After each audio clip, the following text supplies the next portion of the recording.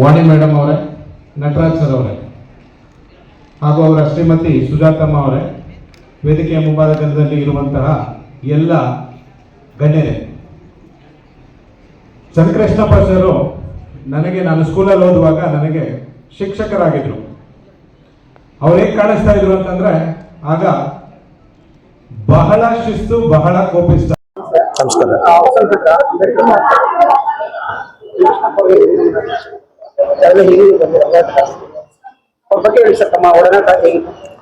Sir, ನಾವು ನಮ್ಮ ರಾಜ್ಯಾಧ್ಯಕ್ಷನ ಇವತ್ತೇನು ಕಳ್ಕೊಂಡಿದ್ದೀವಿ. ದೈಹಿಕವಾಗಿ ಮಾತ್ರ ನಾವು ಕಳ್ಕೊಂಡಿದ್ವಿ, ಮಾನಸಿಕವಾಗಿ ನಮ್ಮೊಟ್ಟಿಗೆ ಎಲ್ಲರ ಒಟ್ಟಿಗೆ ಇದ್ದಾರೆ.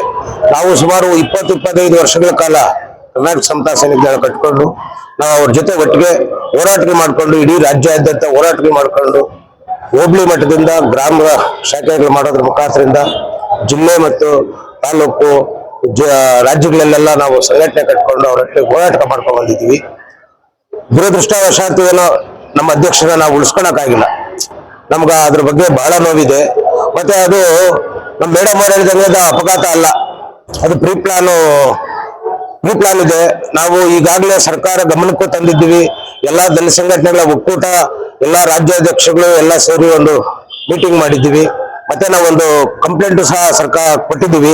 ಏನು ಇದು ತನಿಖೆ ಆಗ್ಬೇಕು, ನಮ್ಮ ರಾಜ್ಯಾಧ್ಯಕ್ಷರಿಗೆ ನ್ಯಾಯ ಸಿಗ್ಬೇಕು, ಮತ್ತೆ ಅವ್ರ ಕುಟುಂಬಕ್ಕೆ ಸರ್ಕಾರದಿಂದ ಒಂದು ಮಗ, ಒಬ್ಬ SSLC ಮಗ, ದೊಡ್ಡ ಮಗ PUC ಮಾಡಿದ್ದಾನೆ, ಅವ್ರಿಗೊಂದು ಕಾಯಂ ಉದ್ಯೋಗ ಕೊಡಬೇಕು, ಸಮಾಜ ಕಲ್ಯಾಣ ಇಲಾಖೆಯಿಂದ ಕಾಯಂ ಉದ್ಯೋಗ ಕೊಡಬೇಕು.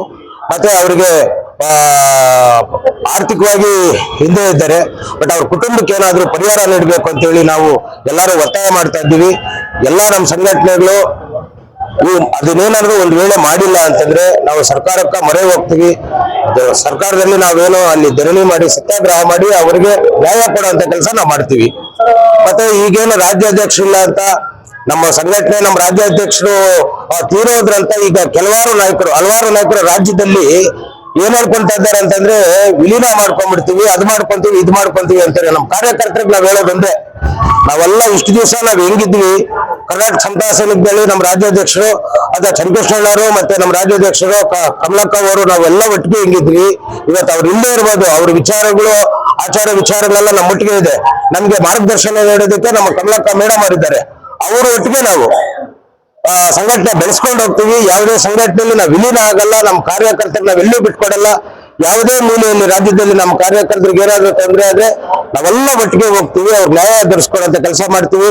ದಯವಿಟ್ಟು ಯಾರಾದ್ರೂ ಈ ವಿಲೀನ ಮಾಡೋದು, ಅದು ಮಾಡೋದು, ಇದು ಮಾಡೋದು, ನಮ್ಮ ಸಂಘಟನೆ ಹೊಡೆಯೋದು ಅಂತ ಏನಾರ ಯೋಚನೆ ಇದ್ರೆ ದಯವಿಟ್ಟು ಅದ್ರ ಬಿಟ್ಬಿಡಿ. ಅವ್ರ ಸಂಘಟನೆಯವರೆಲ್ಲ ಒಗ್ಗಟ್ಟಾಗಿದ್ದೀವಿ ಅನ್ನೋದು ಇಚ್ಛೆ ಪಡ್ತೀವಿ. ಸಂಘಟಕರಾದ್ರೆ ಮತ್ತೆ ಕನ್ನಡ ಪರ ಹೋರಾಟಗಾರರಾದ್ರೆ ದಲಿತರ ಪರ ಧ್ವನಿ ಎತ್ತವರು ಏನಾದ್ರು ಯಶಸ್ವಿ ಮಟ್ಟದಲ್ಲಿ ಹೆಸರು ಮಾಡ್ತಾ ಇದ್ರೆ ಎಲ್ಲೋ ಒಂದು ಕುಟುಂಬವಾಗಿ ಈ ರೀತಿ ನಡೆಯುತ್ತೆ. ಚಂದ್ರಕೃಷ್ಣನವರು ಹೆಸರು ಮಾಡಿದ್ದು ಅಭಿವೃದ್ಧಿ ಆಗಿದೆ ಸಹಿತ ಒಂದ್ ಕಡೆ. ಹೌದು ಸರ್, ನಿಜಾನೇ, ಖಂಡಿತ. ಇದಕ್ಕೆ ಸಾಕಷ್ಟು ವಿರೋಧಗಳು ವ್ಯಕ್ತ ಆಗಿದ್ದಾವೆ.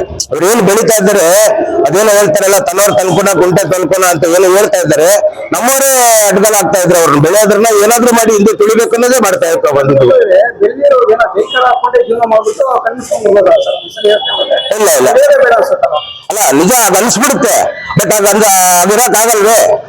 ಆಗಿರಕ್ಕಾಗಲ್ಲ. ಯಾಕಂದ್ರೆ ನಮ್ಮನ್ನು ನಂಬ್ಕೊಂಡು ನೂರಾರು ಜನ ಕಾರ್ಯಕರ್ತರು ಇರ್ತಾರಲ್ವಾ, ಬಡವರು ಇರ್ತಾರಲ್ವಾ, ಅವ್ರಿಗೆ ನಾವು ಮಾರ್ಗದರ್ಶಿ ಆಗಿರ್ಬೇಕಲ್ವಾ.